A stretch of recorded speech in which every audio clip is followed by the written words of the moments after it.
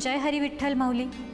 गजर कीर्तनाचा सोहळा आनंदाचा स्पेशल पार्टनर गोपुरम कुंकू आणि हळदी पावडर या भक्तिमय सोहळ्याच्या पहिल्या भागामध्ये मी सन्मिता धापटे शिंदे तुम्हा सर्वांचं मनोभावे स्वागत करते. प्रत्येक व्यक्ती ही एका शब्दाचा अर्थ शोधण्यासाठी वारंवार प्रयत्न करत असते. यासाठी जरी ती वेगवेगळ्या मार्गांचा अवलंब करत असली तरी जिज्ञासा मात्र एकच असते. आणि याच जिज्ञासेपोटी कोणी रामाचं नामस्मरण करतं, तर कोणी विठ्ठलाचं नामस्मरण करतं, कोणी योग साधनेमध्ये मग्न होतं. इथे कोणी हिंदू असतं, कोणी मुसलमान असतं, कोणी श्री ज्ञानेश्वरीचं पठण करतं, तर कोणी दासबोधाचं. परंतु या सगळ्या कार्यामागे उद्देश एकच असतो की या शब्दाचा अर्थ शोधणं, आणि तो शब्द म्हणजेच गुरुकृपा. कृपेरूपी मधाचं बोट आपल्या जिभेला आपल्या जन्माच्या वेळेसच लागतं, आणि मग त्याची चव शोधण्यासाठी आपण आपलं संपूर्ण जीवन खर्च करतो. ज्या साधकाला गुरुकृपा म्हणजे काय हे कळतं त्या साधकाला सिद्धी प्राप्त होते. आपल्यालाही ही वाट सापडू देत अशी ईश्वराकडे प्रार्थना करूया आणि वळूया आपल्या आजच्या माऊलींचे सिद्धांत या कथेकडे. कथा सादर करत आहेत हरिभक्तीपरायण प्रकाश महाराज साठे. पुंडलिक वरदा हरी विठ्ठल श्री ज्ञानदेव तुकाराम पंढरीनाथ भगवान की जय. माऊली ज्ञानेश्वर महाराज की जय. जगद्गुरु तुकाराम महाराज की जय. गोपाल कृष्ण भगवान की जय. श्री गणेशाय नमः. श्री सरस्वती नमः. श्री मातृदेवताभ्यो नमः. श्री पितृदेवताभ्यो नमः. महायोगपीठे तटे भीमरथ्या वरं पुंडरीकाय धातुं मणीन्द्रे समागत्य तिष्ठं तमानन्दकन्दं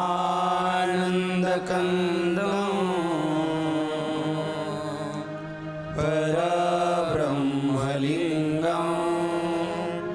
भजे पाण्डुरङ्गं. कलावज्ञजीवो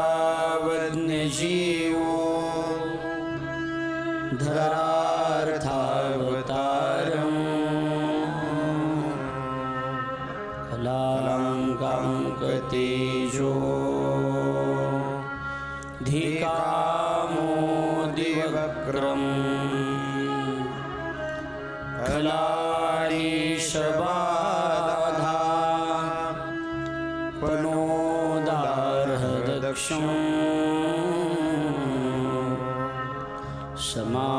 समाधिस्थमूर्तिं भजे ज्ञानदेवम्. सर्वांनी 2 मिनिटं टाळी वाजून माऊलीचं भजन करूया. कथा आरंभ होईल. ज्ञानोबाराया माझ्या तुकोबाराया. ज्ञानोबाराया माझ्या तुकोबाराया. ज्ञानोबाराया माझ्या तुकोबाराया. ज्ञानोबाराया माझ्या तुकोबाराया. ज्ञानोबाराया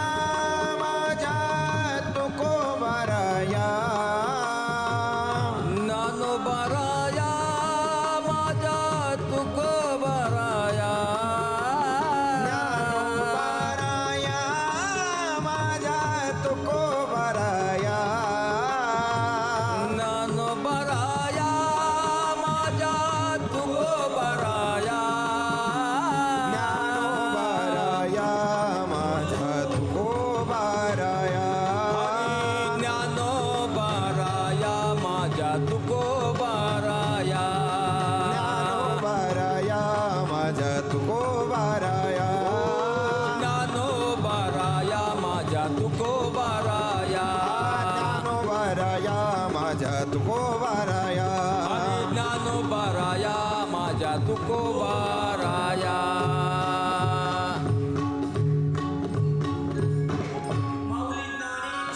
महाराज की जय, भगवान की जय.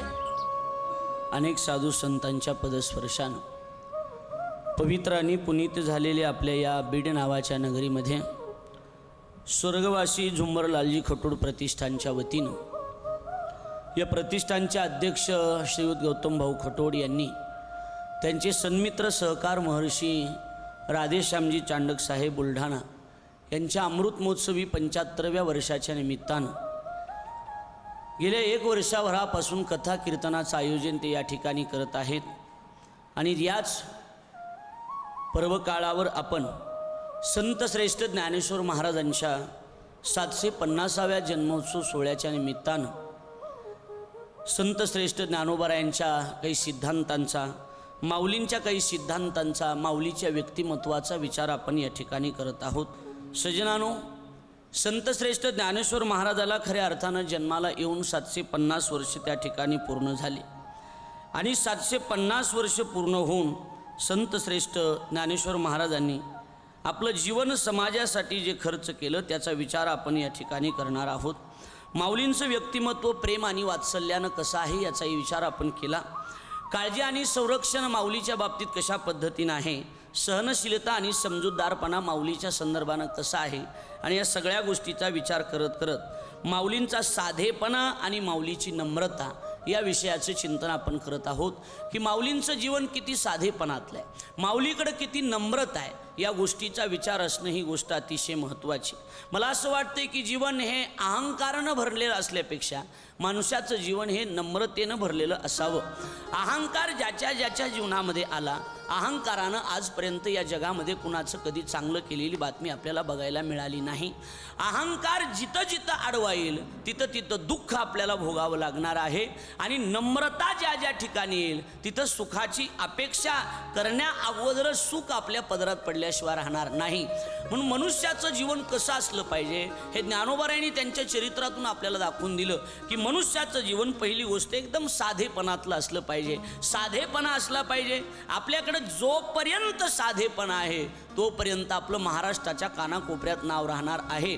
पण आपल्या अंगामध्ये थोडाही अहंकार आला, नम्रता बाजूला गेली आणि अहंकार आला की अहंकार हा मनुष्याच्या घाताचं कारण ठरत असतो. मोठेपणा, मीपणा, माझेपणा, माझ्यामुळं होतंय, मी म्हणून होतंय. माऊलींनी सरळ त्याचं खंडन केलंय ज्ञानेश्वरीमध्ये. माऊली म्हणतात, नवल अहंकाराची गाठी विशेष न लगे अज्ञानाचे पाठी, सज्ञानाचे झोंबे कंठी नाना संकटे नाचवी. अज्ञानी मनुष्याच्या पाठीमागं नेहमी त्या ठिकाणी प्रेम आणि भाव राहत असतो. अज्ञानी मनुष्य ज्ञानी नसू द्या, पण ज्ञानी नसला तरी त्याच्या अंतकरणामध्ये ज्ञानोबारायविषयी, तुकोबारायविषयी श्रद्धा आहे, प्रेम आहे, विश्वास आहे. या गोष्टी आपल्याला बघायला मिळतात. ज्या दिवशी त्या ठिकाणी ज्या दिवशी अहंकार निर्माण होईल, ज्या दिवशी थोडंसं सज्ञान येईल, थोडंसं ब्रह्मपूर्ण ज्ञान हा विषय वेगळा आहे, सज्ञान हा विषय वेगळा आहे. पण संत हे पूर्ण ज्ञानी आहेत. लक्षात आलं का नाही? ते हे ज्ञानेश्वर, निवृत्ती, सोपान, मुक्ताबाई, बरोबर आहे का नाही? हे जे संत महात्मे आहेत ते संत महात्मे पूर्ण ज्ञानाला प्राप्त झालेले आहेत. आपण पहिल्याच दिवशी विचार केला होता की उपजताची ज्ञानी हे वर्म जाणोनी आले लोटांगणी चांगदेव. चांगदेव महाराजांना सुद्धा लोटांगण घालत यावं लागलं. हे ब्रह्मज्ञानी आहेत, हे पूर्ण ज्ञानी आहेत. आणि आपण जे आहोत ते अज्ञानी आहेत, आपण सज्ञानी आहेत. आणि सज्ञानी जीवाला, अज्ञानी जीवाला परमार्थाला लावण्याचं काम संतांनी केलं. लक्षात आलं का नाही? नाथ महाराज म्हणतात, अज्ञानी लावावे सन्मार्गाशी.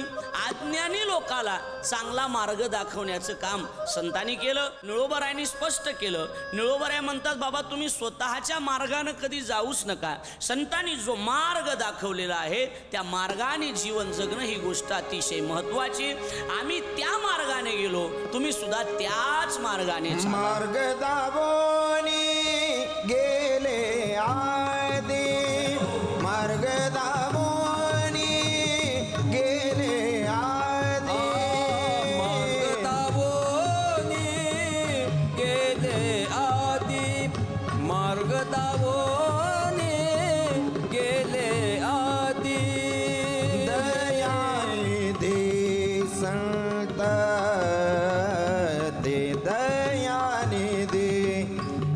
धरते तिनेची पंथे चालू जाता तिनेची पंथे चालू जाता तिनेची पंथे चालू जाता देण्याची पंथे चालू जाता देण्याची पंथे चालू जाता देण्याची पंथे चालू जाता वा मार्ग दावून गेले आधी मार्ग दावून गेले आधी आधी शब्द आलेला आहे आधी आपल्या अगोदर काही लोकांनी आपल्याला मार्ग दाखवलेला आहे त्या मार्गानं आपण गेलं पाहिजे ना बरोबर आहे का नाही त्या मार्गानं गेलं पाहिजे त्या मार्गानं जर तुम्ही गेलात तर मग तुम्हाला अहंकार निर्माण होणार नाही साधेपणा तुमच्या जीवनात येईल आणि नम्रता तुमच्या जीवनात येईल पण स्वतःच्या मार्गानं जर गेलात तर वायाची उपाधी दंभ धर्म विनाकारण तुमच्या अंतकरणात मी हा रस्ता तयार केलाय मी ही वाट माझी आहे मी म्हणून आहे मी म्हणून घर चालतंय मी म्हणून सप्ताह होतोय मी म्हणून सगळं होतंय हा मीपणा जो आहे ना हा मनुष्याच्या घाताचं कारण ठरतो मग संतांनी आपला मार्ग निवडला नाही संतांनी स्वतःचा मार्ग वैयक्तिक निवडला नाही उलट निषेध केला माऊलींनी मनोमार्गे गेला तो तेथे मुकला हरिपाटी स्थिरावला तोची धन्य संतांनी 4 मार्ग प्रामुख्याने आपल्याला दाखवले एक भक्ती मार्ग आहे ज्ञान मार्ग आहे योग मार्ग आणि कर्म मार्ग त्यातला आपला सोपा मार्ग आहे भक्ती मार्ग ज्ञान मार्गाने जर तुम्ही गेलात तर तुम्हाला अहंकार निर्माण झाल्याशिवाय राहणार नाही आपल्याला माऊलीचं जीवन साधेपणानं आणि नम्रतेनं कसं आहे याचा विचार आपण कालपासून करत आहोत तर लक्ष द्या तुम्ही ज्ञान मार्गाने गेलात तर तुम्हाला अहंकार निर्माण झाल्याशिवाय राहणार नाही लक्षात आलं योग मार्गाने जरी गेलात तरी अहंकार अडवाच आहे योग याग विधी येणे नोहे सिद्धी बरोबर आहे की नाही वायाची उपाधी दंभ धर्म योगाच्या मार्गाने जरी गेलात तरी तुम्हाला दंभ आहे तुम्हाला अहंकार आहे माऊली बोलून गेले माऊली स्वतः सिद्ध जाहीर केलं ज्ञानेश्वरीमध्ये माऊली ज्ञानेश्वरीमध्ये म्हणतात योगाची या वाटा जे निघाले गा सुभटा तया दुःखाचा चिवाटा भागा आला ज्यानं ज्यानं योग मार्गाचा रस्ता धरला त्यांचं जीवन मला असं वाटतंय त्यांच्या जीवनामध्ये नक्कीच अहंकार निर्माण झालेला आहे म्हणून ज्ञान मिळावं ज्ञान असू नये असं नाही इकडं बघा माझ्याकडे सगळेजणी प्रत्येक विषयाचं ज्ञान असलं पाहिजे कथा करता आली पाहिजे कीर्तन करता आलं पाहिजे अर्थात याला म्हणायचं परमार्थिक ज्ञान प्रपंचातलं सुद्धा ज्ञान तुमच्याकडे असलं पाहिजे प्रपंचात भाजी कशी करावी चपाती कशी करावी पोळी कशी करावी आता बऱ्याच बाया चपातीलाच पोळी म्हणतात पोळी हवी का पोळी हवी का मी अशी बघितली म्हणलं ह्याच्यात पोळीसारखं का आहे नाही म्हणजे आमच्याकडे याला पोळीच म्हणतात मला आमच्याकडे पुरणाच्या पोळीला पोळी म्हणतात आणि नुसती फुगती तिला चपाती म्हणतात बरोबर आहे का नाही बरं चपातीत बी प्रकार आहे काही चपाती काही जणीची चपाती फुगती आणि काही चपाती करणाऱ्या फुगात्यात त्याच्यात बी बदलच आहे की हो बरोबर आहे का नाही सांगा चपाती करणं वेगळं आणि पोळी करणं वेगळं बरोबर आहे का नाही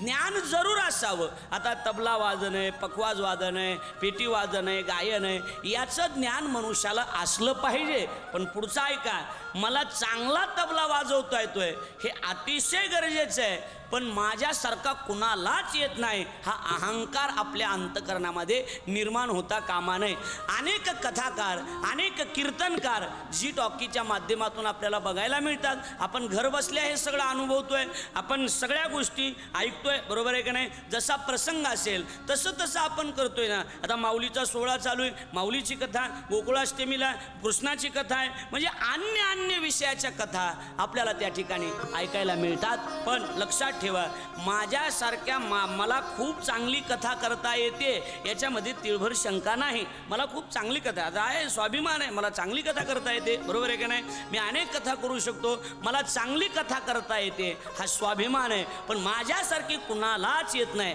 हा मात्र अभिमान आहे हा अभिमान येणं हे महत्त्वाचं नाही नाथांनी जाहीर केलं नाथ महाराज म्हणतात ज्ञान जरूर असावं पण देवा ज्ञान जर द्यायचं असेल ना तर त्याच्यामध्ये भक्ती नसेल त्याच्यामध्ये प्रेम नसेल तर ज्ञान आम्हाला नको, कारण अभिमान तयार होण्याची शक्यता आहे. माऊली एवढे ज्ञानी पण स्वतःला लहान समजतात. किती लहान समजतात की मी लहान आहे, माझा जे अवतार आहे ते गुरुजी तुमच्यामुळे. ज्ञानदेव म्हणे तरलो आता उद्धरलो गुरु कृपे. हे ज्ञानोबरायचं स्वतःकडे घेतलेला लहानपणा आहे. ऐकता तुम्ही, लक्ष देऊन. हा लहानपणा माऊली स्वतःकडे घेतात आणि आपल्याला दोनच अभंग त्यांचेच पाठ असतात तरी आपल्याला अहंकार होतो का नाही सांगा बरं. तेही नीट म्हणता येत नाहीत, नामा म्हणे का तुका म्हणे, ह्याच्यातच गोंधळ होऊन जातो आपला सगळा. तरी आपल्याला अहंकार आहे. पण नाथ महाराज म्हणतात, देवा भक्ती प्रेमाविन ज्ञान नको देवा. देवा ज्ञान जर द्यायचं असेल ना तर भक्तीशिवाय प्रेमाशिवाय ते ज्ञान काही कामाचं नाही. आणि जर ते दिलंस, प्रेम नाही दिलंस, भक्ती नाही दिलीस आणि नुसतंच ज्ञान जर मिळालं ना, अभिमान नित्य नवा तया माझी. अभिमान नित्य नवा तया माझी. प्रेम सुख देई, प्रेम सुख देई. प्रेम ही गोष्ट अति महत्वाची, भक्ती ही गोष्ट अति महत्वाची. आणि जर नसेल, इकडे ऐका, भक्ती प्रेम म्हणजे नम्रता. नम्रता नसताना जर ते ज्ञान तुम्हाला मिळालं तर ते ज्ञान प्रत्येक मिनिटाला नवीन अहंकार तयार करतं, नवीन. म्हणून अभिमान नित्य नवा तया माझी. अभिमान तयार होत असतो. म्हणून आता नीट ऐका, आपल्याकडं नम्रता पाहिजे, आपल्याकडं साधेपणा पाहिजे.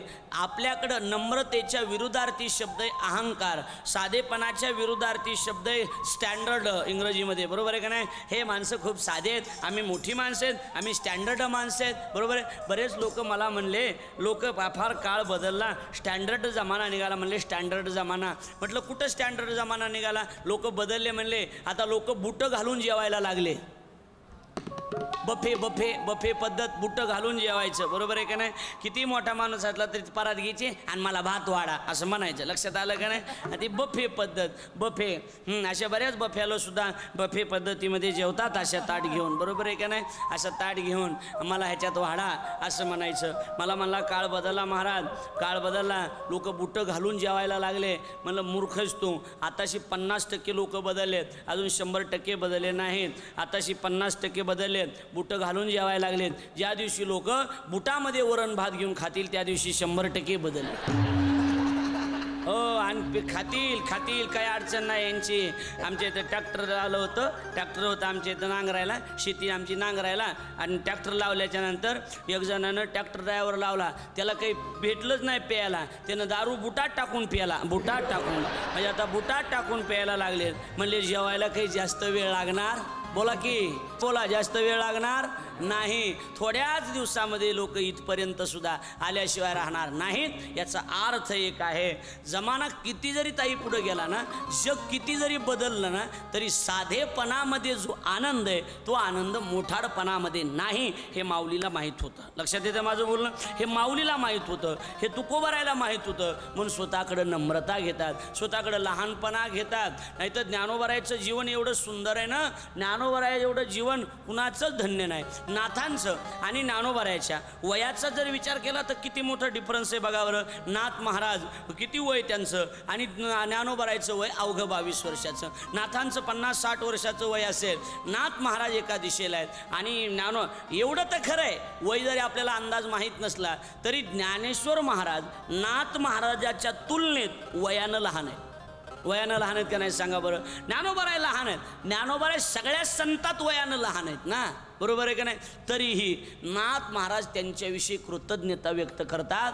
नमो ज्ञानेश्वरा, बरोबर आहे का नाही. नमो ज्ञानेश्वरा निवृत्ती उदारा सोपान देवा. किती सुंदर आहे, बरोबर आहे का नाही. किती की स्वतः नाथ महाराज ज्ञानेश्वर महाराजाला नमस्कार घालतात. ओम नमो ज्ञानेश्वरा करुणा करा दयाळा, तुमचा अनुग्रह लादलो पावन झालो चराचरी. किती लहानपण आहे. मी कळा कुसरी काहीच नेणे, बोलतो वचने अति भाविका. आणि स्वतः नाथ महाराज आपल्याला ज्ञानोबारायाचा दास आहे असं म्हणून घेतात. लक्षात आलं का नाही? मी तुमचा दास आहे.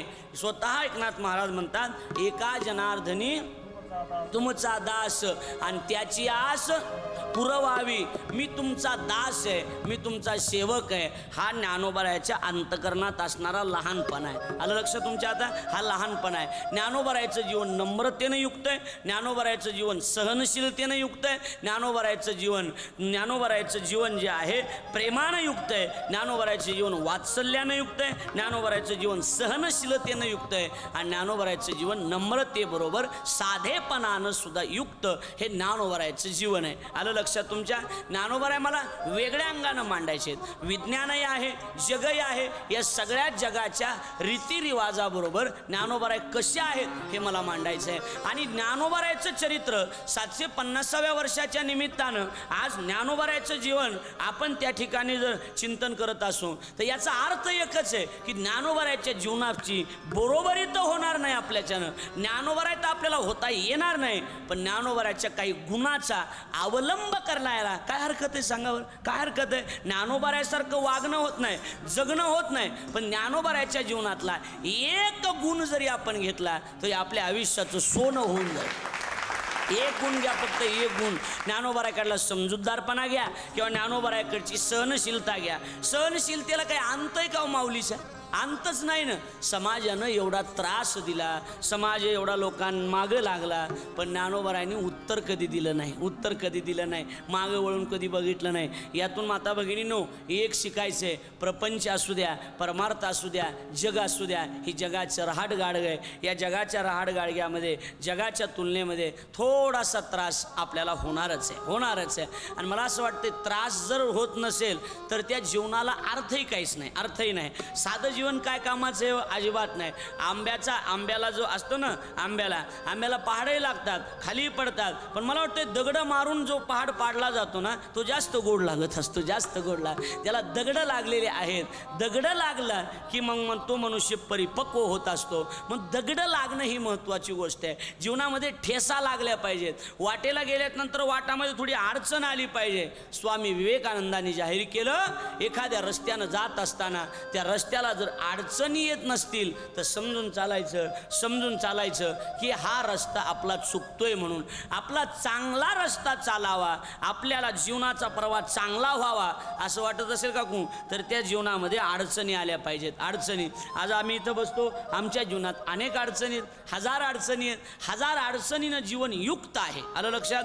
तसं तुमच्याही जीवनात अडचणी. असं समजू नका ज्ञानोबारायाची फोटो आज आपल्याला लावावा लागतोय, ज्ञानोबारायाचं नाव आपल्याला घ्यावं लागतंय, ज्ञानोबारायाची कथा आपल्याला करावं लागतंय, याचा अर्थ ज्ञानोबारायाचं जीवन साधं होतं म्हणून अजिबात नाही. ज्ञानोबारायाचं जीवन विचाराने परिपक्व होतं. ज्ञानोबारायाचं जीवन सगळ्या गोष्टीनं युक्त ज्ञानोबारायाचं जीवन होतं. आणि म्हणून त्यांच्या जीवनामध्ये त्यांना त्रासही झाला, त्यांना दुःखही भोगावं लागलं. आणि दुःख भोगल्याबरोबर आपल्याकडे साधी म्हण आहे हो, टाक्याचे घाव सहन केल्याशिवाय दगडाला देव पण कधी मिळत नाही.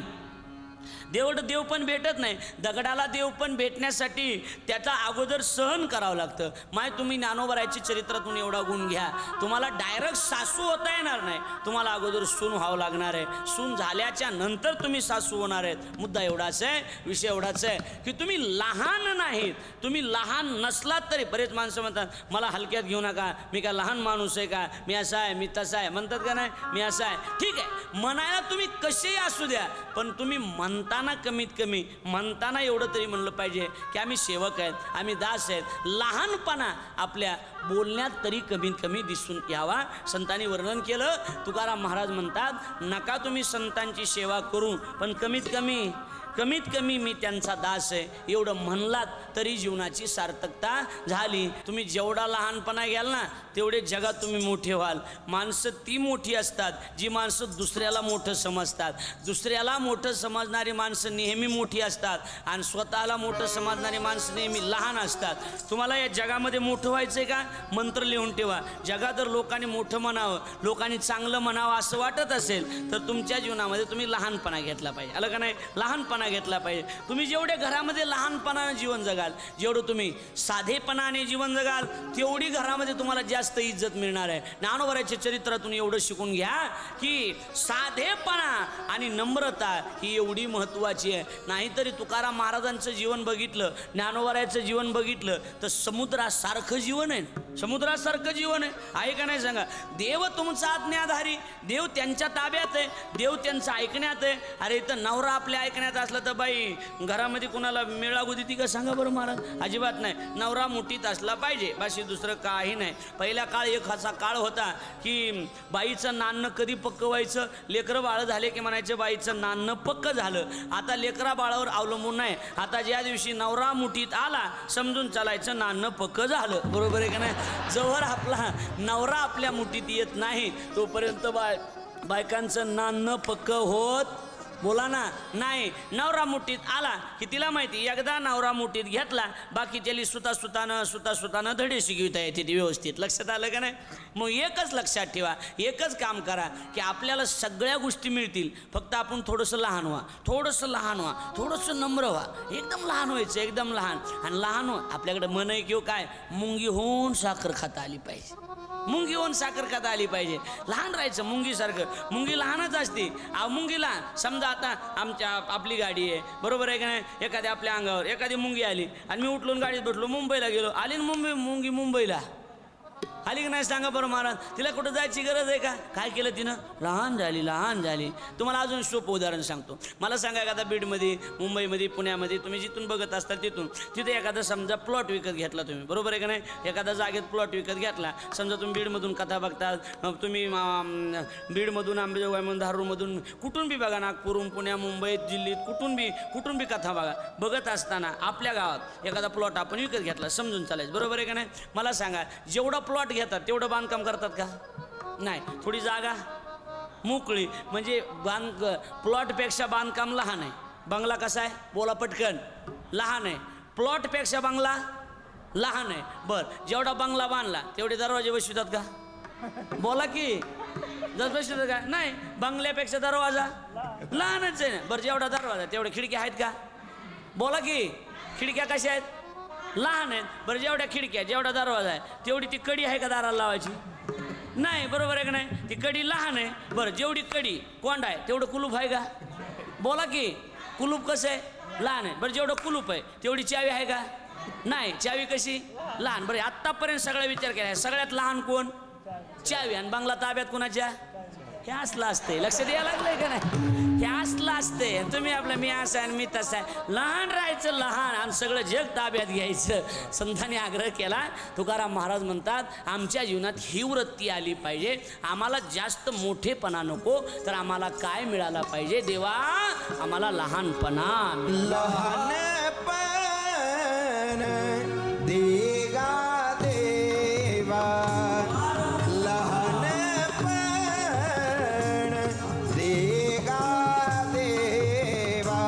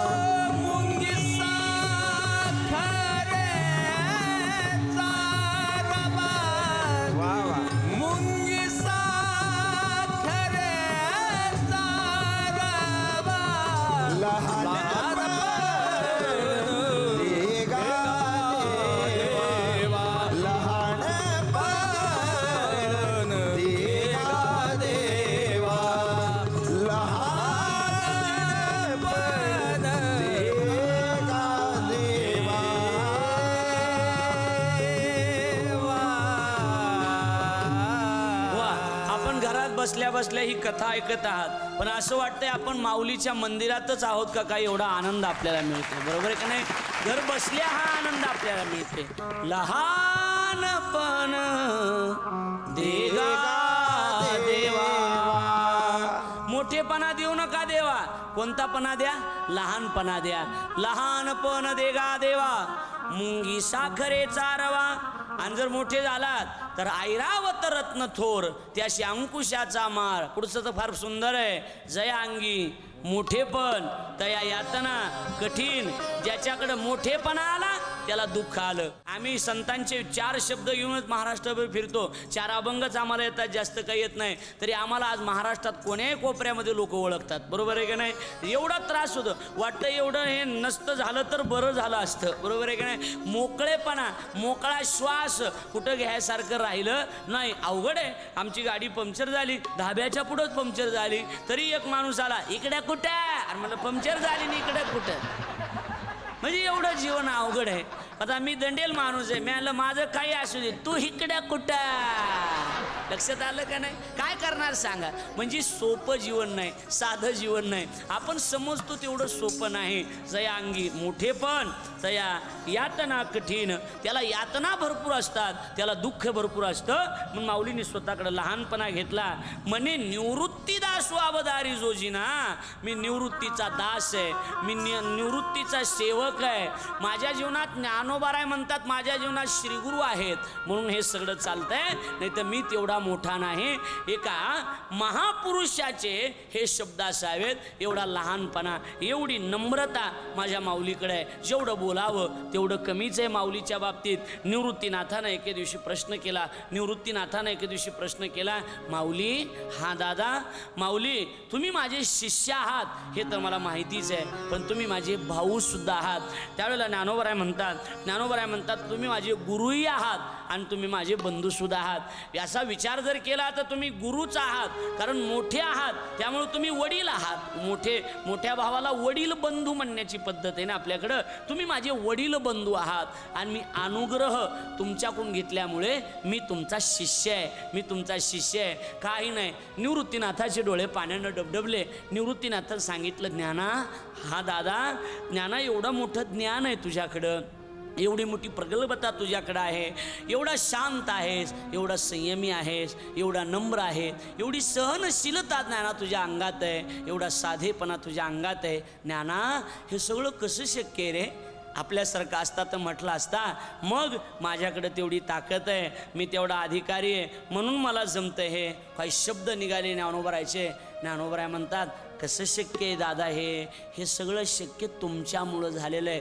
तुमच्यासारखा श्रीगुरु माझ्या पाठीशी खंबीरपणे उभा असल्यावर मला काय कुणाची गरज आहे? ज्ञानोबरायचे शब्द आहेत. श्री गुरु सारी खा असत पाठी राखा, श्री गुरु सारी खा असत पाठी राखा, श्री गुरु सारिखा असता पाठी राखा, श्री गुरु सारिखा असता पाठी राखा.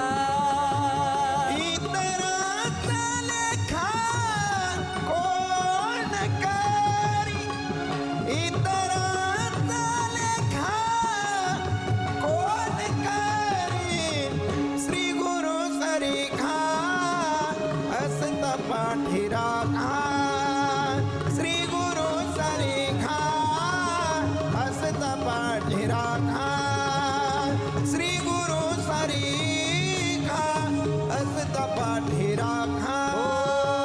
श्री गुरु सारिखा असता पाठी राखा, श्री गुरु सारिखा असता पाठी राखा, श्री गुरु सारिखा असता पाठी राखा,